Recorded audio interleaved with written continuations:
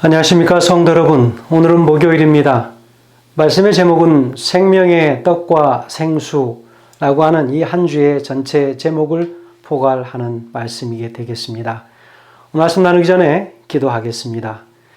하늘에 계신 아버지 하나님, 또 하루의 말씀을 허락해 주셔서 감사합니다. 생명의 떡과 생수, 참으로 귀한 우리 예수 그리스도에 관한 말씀을 들을 때에 우리가 우리의 진정한 우리 삶의 구속자이시고 우리의 인도자이심을 다시 한번 기억하여서 우리의 영원한 떡 되시고 생수 되시는 바로 예수 그리스도를 오늘 다시 한번 가까이에서 확인하고 그 예수님 끝까지 붙잡고 우리 하늘까지 갈 수 있도록 인도하여 주시옵소서. 함께 말씀 나눌 때 들을 수 있는 귀를 허락하여 주시기를 예수님의 귀하신 이름으로 기도합니다. 아멘. 생명의 떡과 생수입니다. 오늘 말씀은 고린도전서 1장 11절을 통해서 바울이 이 사건을 기록한 그 이유가 무엇인지를 함께 말씀을 살펴봅니다. 고린도전서 1장 11절 말씀입니다. 그들에게 일어난 이런 일은 본보기가 되고 또한 말세를 만난 우리를 깨우치기 위하여 기록되었느니라 라고 기록하고 있습니다. 이 말씀을 우리에게 주는 그 이유는 말세를 만난 우리를 깨우치기 위하여 기록하였다라고 했습니다.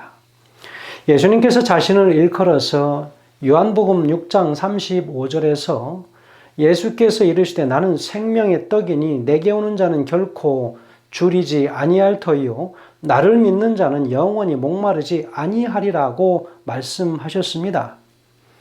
그리고 요한복음 4장 14절에서 내가 주는 물을 마시는 자는 영원히 목마르지 아니하리니 내가 주는 물은 그 속에서 영생하도록 솟아나는 샘물이 되리라 라고 말씀하십니다.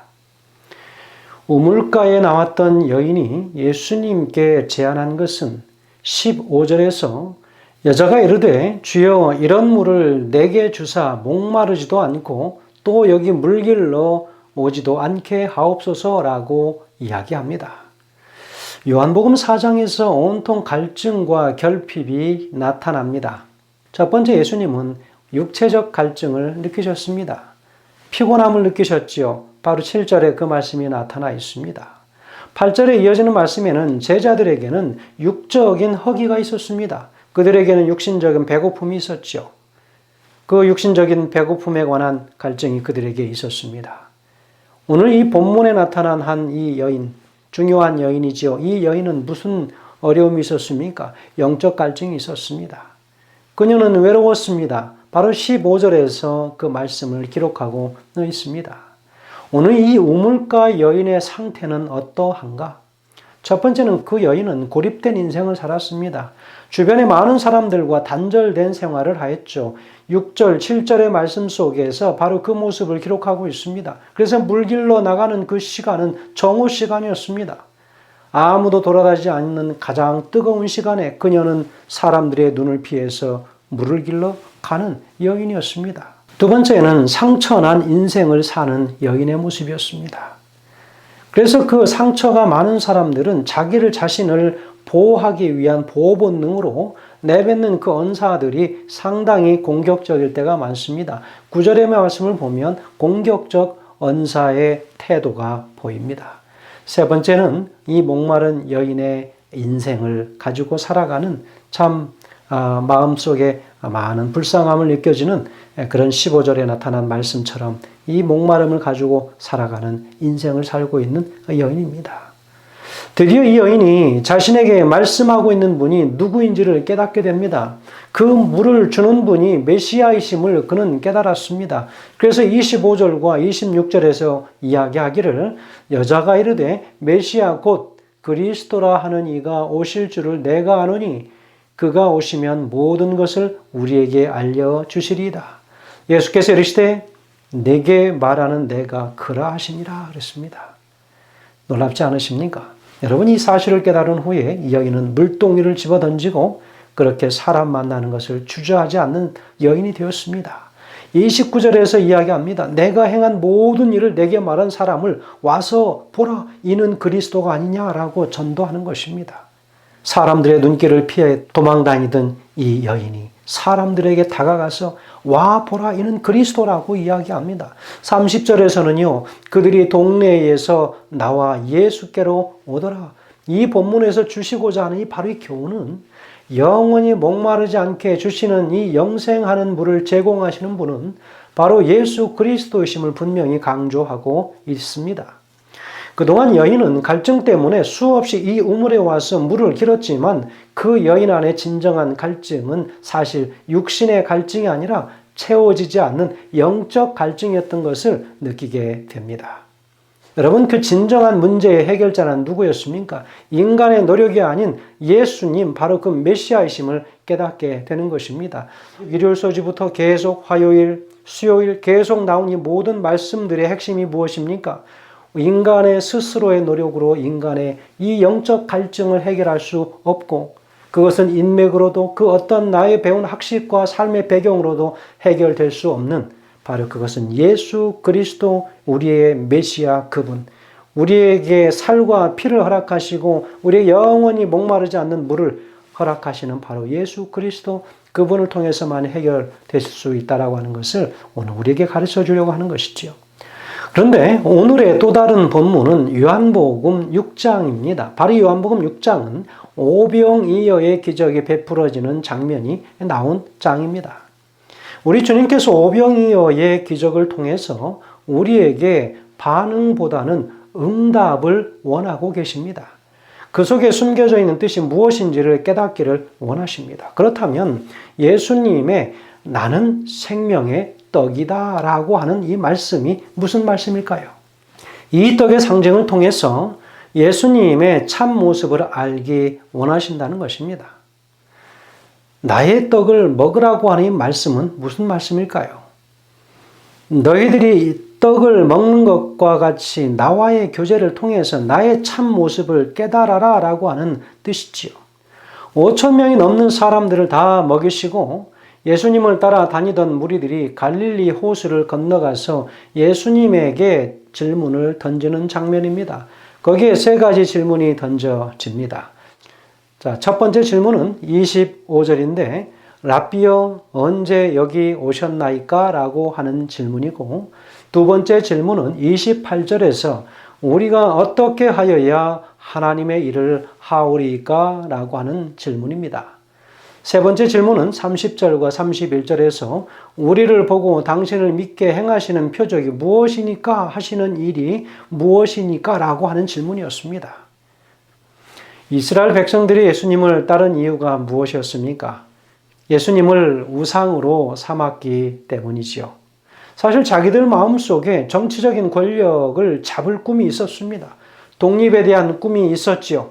이 꿈을 이룰 수 있는 사람이 누구였다라고 생각하십니까? 그들 역시도 예수님 한 분이라고 생각했습니다. 이런 기대감으로 예수님을 따랐던 것이지요. 저런 이적을 베풀 정도의 능력을 가진 분이면 이 나라를 자유롭게 할 수 있는 그런 사람이다라고 생각을 하고 인간적으로 접근한 것입니다. 그랬더니 예수님이 무엇이라고 말씀하십니까? 첫 번째 무리들이 예수님에게 던진 질문에 대한 답입니다. 너희는 표적을 본 까닭이 아니요 양식을 먹고 배부른 까닭이라, 이렇게 얘기했습니다. 왜냐하면 그것이 그들에게 가장 필요했던 것이었기 때문에. 나는 너희들 욕심을 채워주기 위해서 온 것이 아니다 라고 말씀하시는 것입니다. 자신의 마음에 맞는 것만 골라서 취하는 것입니다. 여러분, 우상이 무엇입니까? 우리는 부처상을 만들고 나무로 우상을 만들어 놓는 것을 우상이라고 생각합니다. 여러분 역시 그거 우상 맞습니다. 그런데 궁금한 것은 도대체 하나님의 말씀을 받고 하나님의 백성으로 부름받았던 이스라엘 백성들이 어떻게 우상 숭배를 할 수 있었는가라고 하는 것입니다. 다른 민족들이 우상 숭배를 했다는 것은 이해가 되지만 도대체 왜 이스라엘 백성들이 우상 숭배를 했을까 하는 것입니다. 아마도 무언가 강력한 매력이 있었던 것 같습니다. 성경에서 무엇을 우상이라고 이야기합니까? 십계명을 보면 우상숭배를 하지 말라는 말씀이 나옵니다. 10계명은 출애굽기 20장 4절과 그리고 신명기 5장 8절 말씀 두 군데 나와 있습니다. 출애굽기에는 너를 위하여 새긴 우상을 만들지 말고 우상을 만들지 말라고 하면서 그 앞에 무엇이라고 말하고 있습니까? 너를 위하여 했습니다. 신명기에서는 또 뭐라고 이야기하고 있습니까? 너는 자기를 위하여 새긴 우상을 만들지 말고 그랬습니다. 그 앞에 항상 어떤 말이 붙어 있는 것으로 보여집니까? 너를 위하여, 그리고 자기를 위하여. 우상을 만드는 일에는 항상 우리 각각의 자신들이 붙어져 있다는 거지요. 그러므로 이 우상의 목적이 무엇인가? 결국은 우리 자신이라고 하는 것입니다. 우상을 왜 만드는 걸까요? 우리를 위해 만든 것이 우상이지요. 우상 숭배의 근원이 우리에게 있다고 하는 것입니다. 우상은 우리의 마음속에 있는 것이죠. 탐심이 곧 우상 숭배라고 사도 바울은 말하기도 합니다. 그래서 우상 숭배라고 하는 것은 우리 마음에 드는 하나님을 만들어내는 것입니다. 그래서 우리가 우상을 따르고 우상에게 절하다 보면 우리 마음에 부딪히는 것이 전혀 없습니다. 우리가 원하는 그대로이기 때문입니다. 고난의 길은 거부하고 영광스러운 순간, 영광의 자리에만 서려고 하는 신앙은 다 우상숭배입니다. 여러분, 이제 두 번째 질문을 보겠습니다. 28절에 우리가 어떻게 하여야 하나님의 일을 하오리까? 라고 하는 질문이었습니다. 27절에 예수님의 말씀은 그들로 진지해지게 만들었습니다. 그들의 방향을 수정하신 것이지요. 예수님의 대답은 무엇이었습니까? 29절에 하나님께서 보내신 자를 믿는 것이 하나님의 일이니라 라고 했습니다. 자, 그러면 시대소망 385페이지에는 이렇게 기록하는데요. 하늘의 값은 예수이다. 하늘에 들어가는 길은 세상 죄를 지고 가는 하나님의 어린 양을 믿음으로 말미암아서이다 라고 했습니다. 여러분, 28절에서 하나님의 일이 무엇인지 묻고 있는 것은 27절에서 영원한 생명에 이르게 하는 양식을 얻으려고 애쓰라고 하신 것에 대한 반응으로 주어진 것입니다. 다시 말하면 무리들은 영생하도록 있는 양식을 위해서 힘쓰라고 한 것을 하나님의 일을 하도록 촉구하고 있는 것으로 이해하고 있는 것입니다. 29절에서 예수님의 대답은 간단하고 명료하셨습니다. 영생하도록 있는 양식을 위한 하나님의 일이 무엇인가? 바로 그것은 다름이 아닌 하나님께서 보내신 자 예수 그리스도를 믿는 일이다 라고 했습니다. 다시 말하면 예수님을 믿는 것이 영생하도록 있는 양식을 얻는 길이다 라고 했습니다. 성도 여러분, 우리가 지금까지 하나님의 일이라고 이름을 붙여놓고 많은 교회에 예수님을 믿는 그 일 이외에 여러 가지 일들을 하면서 때로는 그것들을 인간적으로 대하고 기도 없이 하나님의 사역을 이끌어왔던 많은 것들, 여러분, 그것들을 우리는 무엇이라고 합니까? 그것을 우리는 흔히 일컬어서 교회의 일이요 혹은 하나님의 일이라고 이야기합니다. 여러분, 부엌에서 우리가 밥을 할 때 우리가 어떻게 하십니까? 기도하고 시작하십니까? 그것도 하나님의 사역입니다. 왜냐하면 많은 성도들을 먹이는 일이기 때문에 거룩한 일입니다. 그러한 일을 대할 때에도 우리가 하나님의 일이요 하나님의 사역이라면 우리가 그 사역들을 어떻게 대해야 되는가? 그러나 우리는 여러분, 어떤 분들은 그 일을 하기 위해서 안식일에 교회를 나오는 분도 계십니다. 그런데 밥을 다 하고 나면 예배 시간에 다 빠지고 그거 일만 중점적으로 하다가 예배를 드리지 못하고 그제 안식일은 그렇게 해서 끝나버리는 일이 많은데, 여러분, 우리가 정말로 예수님 믿는 일이 무엇인가?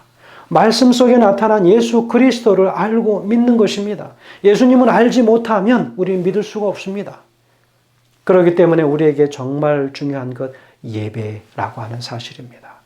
주변의 모든 일들 다 중요하지만 하나님을 예배하는 그 일 참으로 중요합니다.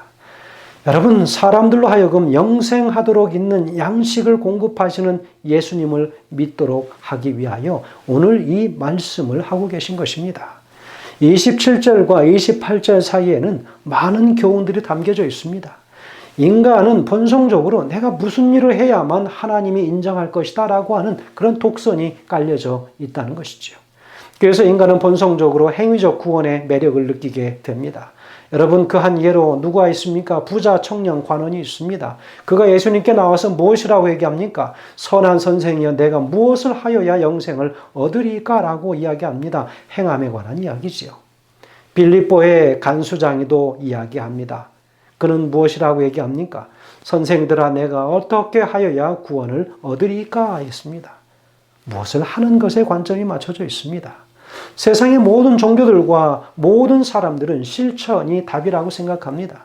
너희들 이 말 들을래? 안 들을래? 이 하는 것도 실천에 관한 것입니다. 강권이지요. 그것도 안 되면 또 무엇을 요구하십니까? 바로 이것은 하나님의 법이다 라고 율법을 갖다 들이댑니다. 강한 규율이지요. 물론 실천을 잘 하라고 이야기하는 것입니다. 여러분, 공산주의 이론도 참 이상적이죠. 모든 사람이 평등하게 다 똑같이 살자라고 하는 것이 이론입니다. 그러나 그것도 실천에 옮겨지지 않으면 폭력이 되는 것이죠. 폭력과 혁명을 통해서 이 이상적 이론을 실천하자라고 하는 것입니다.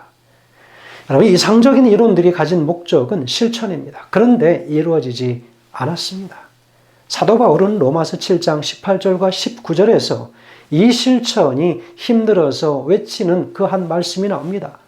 내 속에 곧 내 육신에 관한 선한 것이 거하지 아니하는 줄을 아노니 원함은 내게 있으나 선을 행하는 것은 없노라. 내가 원하는 바 선은 하지 아니하고 도리어 원치 아니하는 바 악을 행하는도다. 로마서 8장 3절에는 뭐라고 기록합니까? 율법이 육신으로 말미암아 연약하여 할 수 없는 그것을 하나님은 하시나니 곧 죄를 인하여 자기 아들을 죄에 있는 육신의 모양으로 보내어 육신의 죄를 정하사라고 이야기합니다. 하나님의 영, 바로 이 성령을 통해서야만이 가능하다고 하는 것을 사도 바울은 강조하고 있습니다. 성도 여러분, 행동은 믿음에서 시작이 됩니다. 예수님을 믿는 사람들은 어떤 존재입니까? 하나님, 저는 주의 말씀대로 순종할 능력이 없습니다 라고 인정하는 사람들입니다. 주의 성령이 내 안에 들어오셔서 역사하시면 나는 할 수 없지만 주님은 할 수 있습니다 라고 하는 것입니다. 그래서 그러므로 내 마음속에 있는 주권을 예수 그리스도께 내어놓는 것입니다. 그러면서 예수님을 인정하는 것입니다. 이것이 예수를 믿는 것이지요. 그래서 예수님은 마음의 모든 주권이 예수님께로 가 있는 사람을 통해서 일하십니다. 나는 할 수 없는데 주님께 맡겼더니 주님이 하시더라는 것입니다. 이것이 믿음이지요. 사도행전 16장 30절에 빌립보 간수가 이렇게 말했습니다. 내가 어떻게 하여야 구원을 얻으리까? 여러분, 인간의 자연스러운 모습입니다. 이때 바울은 이야기하죠. 31절에 주 예수를 믿으라 그리하면 너와 내 집이 구원을 얻으리라. 어떻게 무엇인가 하려고 하는 사람이 한 그 질문을 예수님께서는 믿는 일로 대답하셨습니다. 무엇이 일인가? 믿는 것이 일이라는 것입니다. 우리가 해야 할 것은 믿는 것 한 가지입니다. 믿으면 구원이 임하게 되는 것이지요. 요한복음 6장 28절과 29절에서 이야기하죠. 우리가 어떻게 하여야 하나님의 일을 하오리까? 예수께서 대답하여 가라사대 하나님의 보내신 자를 믿는 것이 하나님의 일이니라 라고 이야기하고 있습니다. 우리가 해야 할 것은 믿는 것입니다.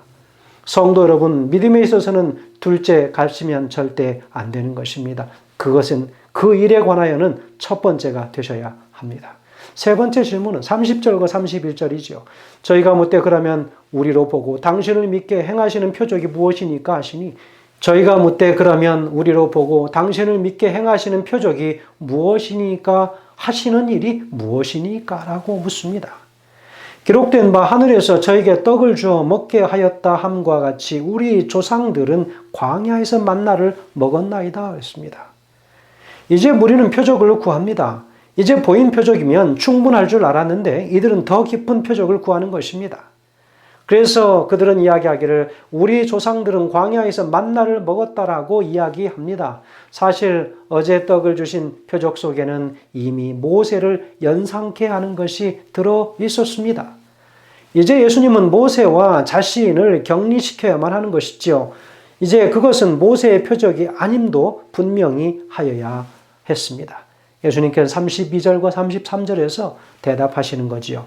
예수께서 이르시되 내가 진실로 진실로 너에게 이르노니 모세가 너희에게 하늘로부터 내린 떡은 모세가 준 것이 아니라 오직 내 아버지가 하늘에서 내린 참떡을 너에게 주시나니 하나님의 떡은 하늘에서 내려 세상에서 생명을 주는 것이니라 라고 예수님은 아주 분명하게 구별하시고 말씀하십니다. 32절의 후반부의 참떡과 전반부의 떡은 분명히 다른 것이었습니다. 34절에서 무리는 예수님에게 주여 이 떡을 항상 우리에게 주소서라고 요구합니다. 이들은 모세 때 내린 만나를 연상했습니다. 바로 이 표현은 사마리아 수가성 여인이 예수님께 달려와서 했던 요청과 동일한 이야기지요. 요한복음 4장 15절에 여자가 가로되 주여 이런 물을 내게도 주사 목마르지도 않고 또 여기 물 길러 오지도 않게 하옵소서라고 한 이야기와 동일한 것입니다. 예수님의 35절의 대답은 그렇습니다. 나는 생명의 떡이니 내게 오는 자는 결코 줄이지 아니할 터이요 라고 했습니다. 그리고 나를 믿는 자는 영원히 목마르지 아니하리라 했습니다. 여러분 35절 전반부에서 예수님 자신이 생명의 떡이라고 말씀하셨습니다. 이 떡을 먹을 수 있는 방법으로 35절 중후반부에서는 이야기하기를 예수께 오는 것이고 예수를 믿는 것이라고 분명히 가리키고 있습니다. 그러나 생명의 떡이신 예수님을 보고도 사람들은 믿지 않았기 때문에 참으로 이상한 일이 아닐 수 없었습니다. 시대소망 385페이지에서는 이야기합니다. 만나를 주신 분께서는 그들 가운데 서 계셨다. 히브리인들을 광야 가운데서 인도하시고 하늘에서 내리는 떡으로 날마다 그들을 먹이신 분은 바로 그리스도 자신이었다. 그 양식은 하늘에서 오신 참 떡의 한 표상이었다. 참된 만나는 하나님의 무한하신 충만에서 흘러나오는 생명을 주는 성령이었다라고 했습니다. 성도 여러분, 오늘 예수님께서는 받은 질문에 대하여 다 답하셨습니다. 그리고 무엇이라고 말씀하셨습니까? 나는 생명의 떡이고 나는 생명을 주는 영원히 목마르지 않는 생수 그 자체이다 라고 말씀하셨습니다. 세상의 떡은 잠시 먹었지만 그러나 그것은 영원한 생명이 아닌 생명에서 끊어지는 이를 경험하게 하고 세상에 주는 생수는 다시 갈증이 있어서 또 우물을 찾아야 하는 번거로움이 있을 것이라고 이야기하십니다. 성도 여러분, 오늘 그 영원하신 떡이시고 참떡이시고 생수이신 바로 그 예수 그리스도, 그분을 우리의 심령의 중심에 바로 굳게 믿는 그런 하루, 그 믿음에서 결코 흔들리지 않는 그런 하루가 되시길 간절히 소망하면서 말씀을 드리겠습니다. 기도하겠습니다. 하늘에 계신 아버지 하나님, 생명의 참떡이시요 영원히 목마르지 않는 생수이신 우리 예수 그리스도, 그분을 우리 심령 가운데 다시 한번 확신케 하셔서 결코 줄이지 않고 목마르지 않는 그런 하나님의 자녀들 될 수 있도록 인도하시기를 예수님의 귀하신 이름으로 간절히 기도합니다. 아멘.